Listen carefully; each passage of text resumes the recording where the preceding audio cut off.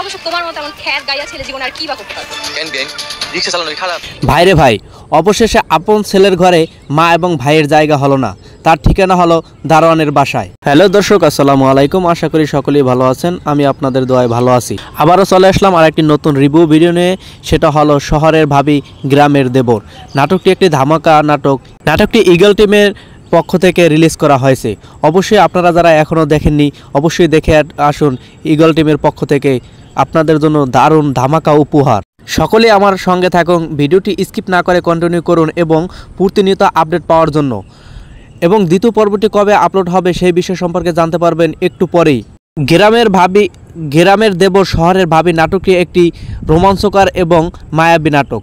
এই নাটকের ভিতরে বিভিন্ন দিক তুলে ধরা হয়েছে। মা অতি আশা সহকারে তার ছোট ছেলেকে নিয়ে শহরে আসে বড় ছেলের বাসায়, কারণ তার ছোট ছেলেকে ভার্সিটিতে ভর্তি করাবে। সেই জন্য সে যে একটা এমন পরিস্থিতিতে পড়বে সেই বিষয় সম্পর্কে সে অবশ্যই জানতে পারে না।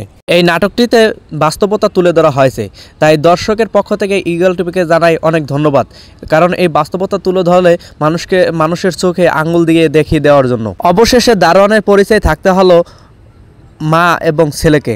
দ্বিতীয় পর্বতে আপনারা দেখতে পারবেন যে তার ছোট ছেলে অনেক বড় অফিসার হয় এবং কি তার বড় ভাইয়ের চাইতেও বেশি টাকা ইনকাম করে। সেই বিষয় সম্পর্কে অবশ্যই দেখতে পারবেন দ্বিতীয় পর্বতে। শহরের ভাবি গ্রামের দেবর দ্বিতীয় পর্বটি আসছে 23শে জুন। অবশ্যই চোখ রাখুন ঈগল টিম।